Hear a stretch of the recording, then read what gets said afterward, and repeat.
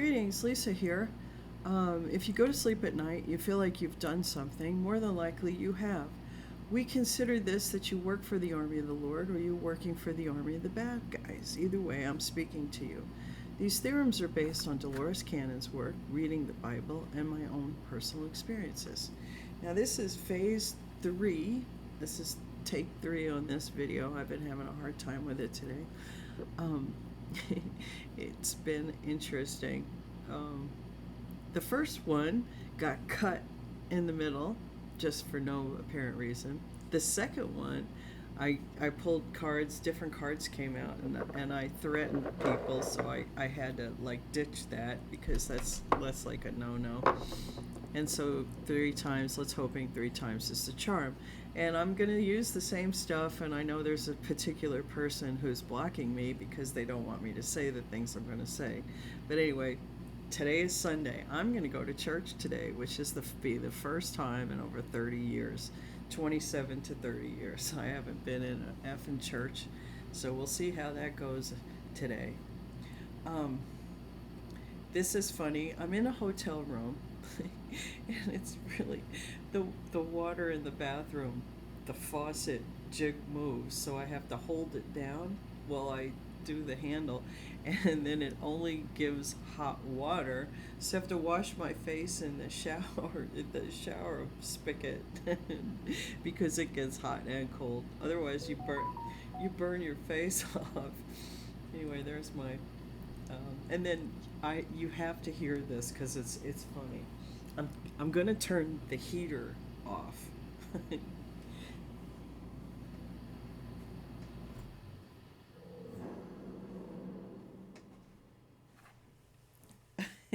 It's like the heater is a monster in and of itself. Now, this is for Sergeant Micheal of the Silver Shoes. We had a thing happen where my wig was different one day I got on, and it's on the video. So here's the wig. And for Sergeant Micheal, I'm going to put this on backwards because it was, maybe if I put my wig on backwards, it'll look like the same. Now, here we go. Now, the first thing I noticed coming on, which I didn't notice on the other, see these things? Like you clip it to the back of your head, these little clippy things. When I put that wig on the other day that looked different than mine, it didn't have those in the front, okay? Like it felt like my regular wig. So here I am, I'm combing it out like I would. Now it has a similar look style, but if you look at the back, like that other wig was made to look styled like this. So you can validate through the bangs and stuff. I don't think I was wearing my wig. Because look at the back. That other one was like definitely styled to be this. And now I know I can kind of use my wig in 2 fashions. Although this looks like I'm wearing it backwards, but the other one looked like it was meant to be that way. Anyway, let's put it on the right way. That was from Sergeant Micheal. He wanted me to put the wig on for him so he could see. Now this is the way, see, when I put that other wig on, see, like those little strappy things are not here. And that other wig didn't have those. And it was like definitely styled to look like, you know, when I combed it, it looked like it was supposed to be that way. So here I am with my little wiggy thing on. And you guys can do all the looking and scrutinizing that you all do. Anyway, there it is. I got my wig back on. You heard the heater. And now I'm going to talk about the Victor thing. So thank you. I have a new subscriber. I'm up to 17. Thank you, new person, for subscribing. Whoever you are, I'm so grateful you're here. And if you're listening to me and you think I'm interesting, it means maybe this is like your last lifetime here. And if you can associate and identify with working in the dream time, you do work in the dream time with the army of the Lord. Unless you're one of the bad guys and you're checking in to see what I'm talking about, because that's what they do. Anyway, I'm talking today about Victor and Martin Brusk, and we were making fun of Martin Brusk, and I'm going to continue to do that because I had this conversation with Victor this morning. Like, how do you know this guy? What's your association with him? Do you ever have meetings with him? And he said that he does. And I said, well, I wouldn't go to a meeting with him unless I asked him. Like, if you're having breakfast with him, I'd say, who are you today? Are you Martin Brusk? Or am I talking to an alternate version of myself? Because in the 5D space, Martin Brusk always pretends to be Victor. And a lot of people do. A lot of people pretend to be Victor, which is so fucking weird. Now, if you watch Victor on screen, you can see some of the trauma come out that these people have put on him. At least I can, and it's not pleasant. Anyway, last night we watched 1917, and I waited till the end, and then I was shocked by what I saw because once again I see the trauma that Victor's been put through in his personal life. It comes out on screen. I don't know how anybody else doesn't see that, but anyway. I told Victor I would ask from now on. And if I ever meet this guy, I'm going to ask him, are you who you say you are, or are you going to pretend to be Victor with me? And I will. And I'll use Victor's actual real name if I meet this guy in real life. But then I heard, this is so touching. This touched me. This all happened last night, by the way. And some of it happened this morning. Last night I heard Victor, somebody called up Victor. It was a comedian. And they were holding him accountable about something about me, and I'm just like, thank you so much. I have comedians who follow me and make sure I'm okay. They're my hidden helpers, and who I'm just like really touched by that. And then I heard part of a conversation. Like, let me admit, Michael, did I really hear that? I heard from one of the comedians, when you take her to parties, I want to follow her around because I want to see how she responds to some of these people who have been douchebags to her, right? I can't wait for that. Oh my God. You know what I'm going to do? Here's the plan. Beverage in hand, because I don't drink a lot of alcohol. I used to. I can be crazy. But I'll just end up not being able to speak the English language and just giggle. That I'm not a mean drunk. I'm a giggler.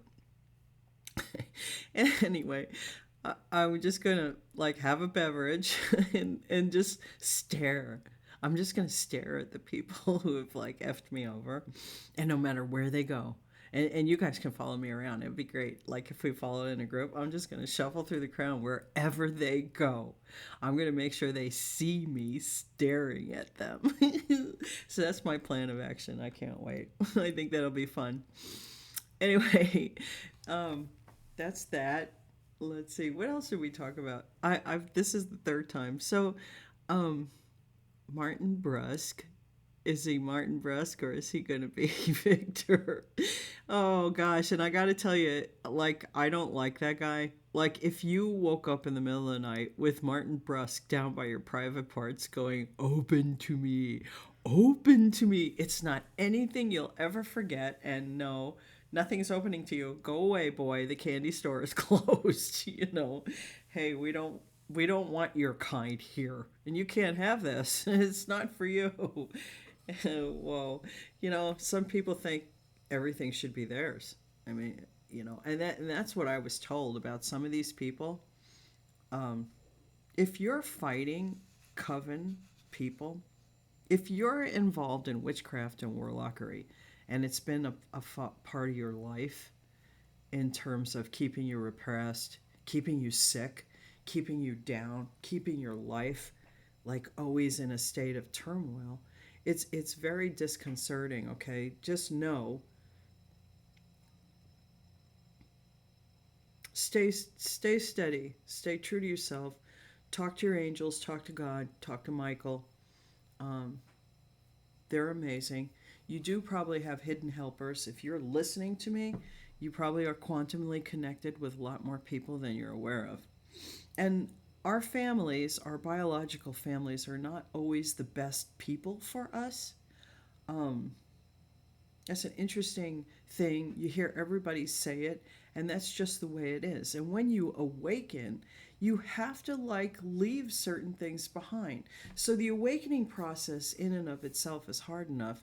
And then if you have ultra covens saying, "Hey, no, we don't want this person awakened," that can make your life even more difficult. Because look, they paid for somebody to seduce my husband, and here I am. I don't have a home, and I'm in a effing weird hotel. But somehow I think there's a reason for all this. And I'm hoping at the end of the day, when things turn around for me, maybe I can help people who are homeless. Maybe this experience is so I can be more effective in that realm.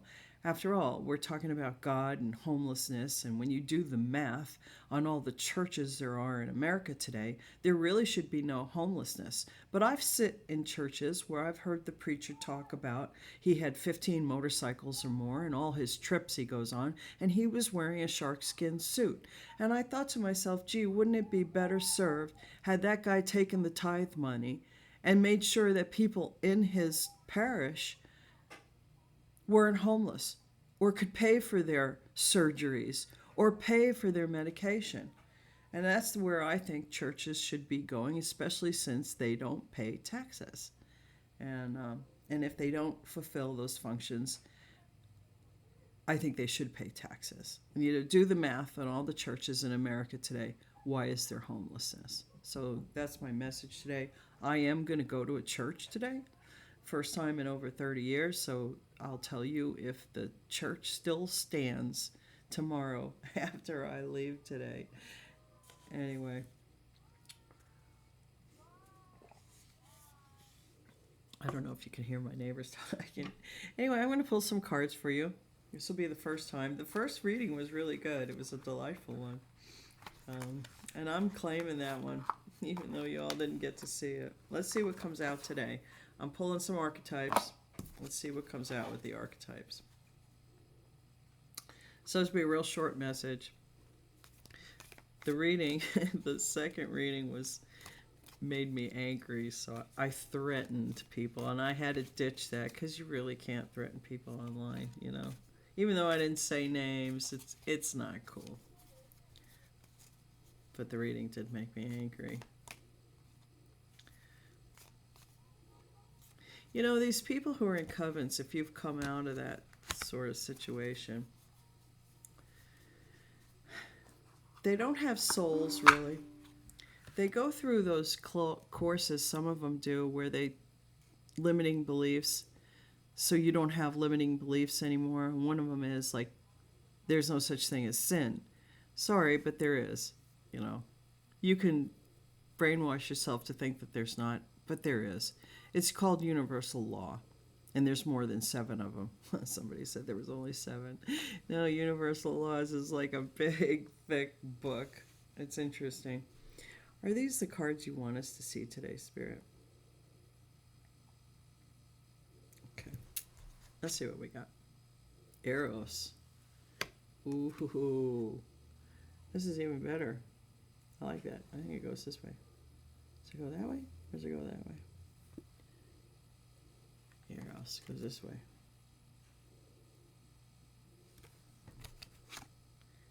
Ooh. Oh, we've got the stone, Eros, and the ring. It gets even better. I like it. We're going with this one. I told Michael, give me good cards so I don't say bad stuff. So we're going to do the tarot. We'll pull some tarot on that. The first reading I did, it actually said, it was very explicit, that if you're in a hard situation right now, something is going to come out of the blue like magic and appear and turn the whole situation around. So I hope that is true for some of us today. I hope that we do come out of our circumstances and situations for the positive.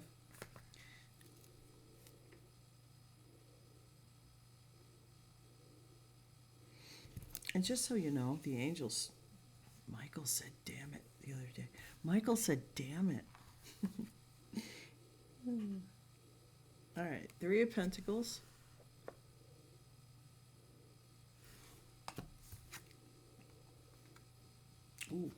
Judgment.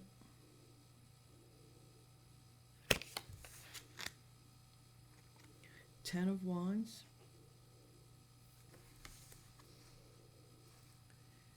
And Son of Wands.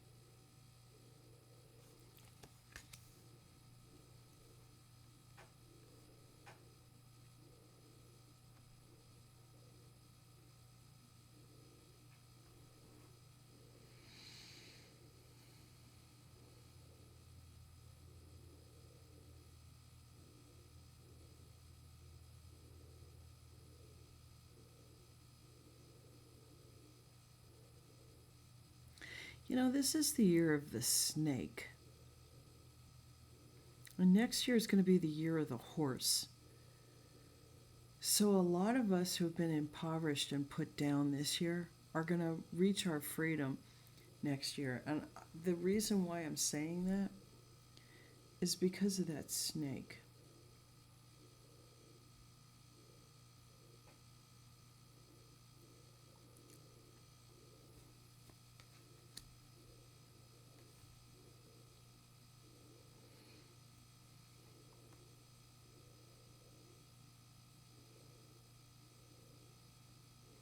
These cards say to me, a very strong organization, there's that mountain, is under judgment. A group is under judgment. And a heavy burden is going to be placed on that group. In part because this one person wants the shine. This one person wants something that doesn't belong to them. This one person thinks they're all powerful and is passionate to get what they want at all costs. And I don't think it's going to happen. Judgment's going to be called on this person and this organization. Because they play in heavy burdens. They put heavy burdens on people. So a heavy burden is going to come to this specific person.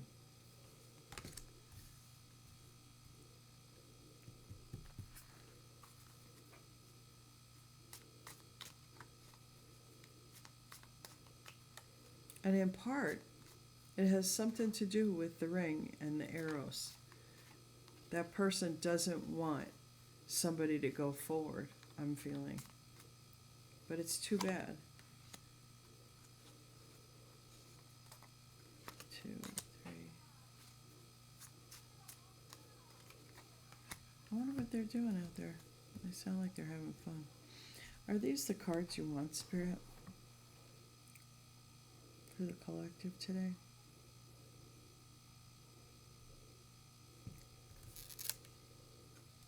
This came up in all 3 readings. The Magician.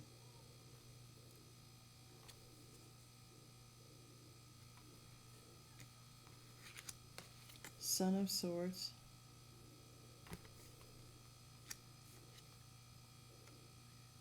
The Moon.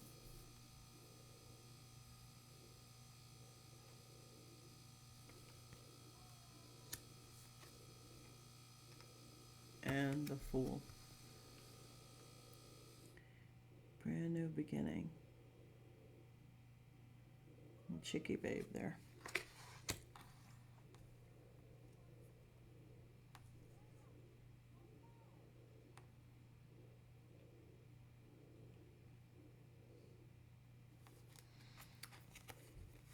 The Magician, and there's more than one of them.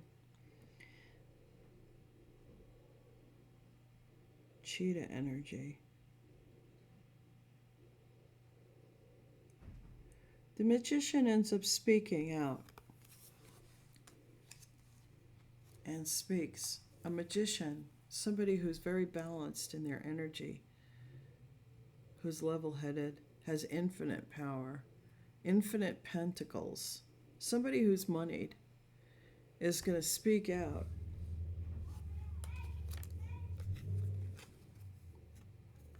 about the dream time and a beginning. Or they're going to speak to a water sign who they feel like. What does that say? When you're in the forest, from the tree, you can't see the forest from the trees. And there's trees there, in the moon, in the dark. They do stuff in darkness, and they're trying to stop a beginning, and the magician's going to talk out about it to this person about it. Am I getting this right, Spirit?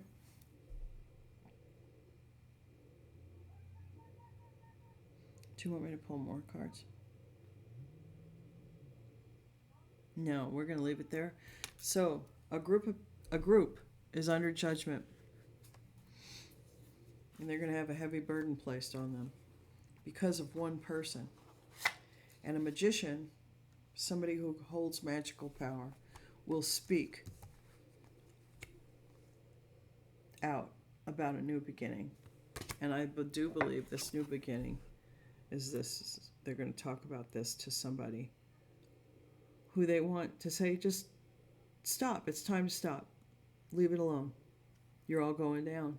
If you continue, you're going to end up in jail. I mean, that's just the way it is. And there's my reading for today. Let's pull a real quick Forest Fae, something light, because that's pretty heavy reading.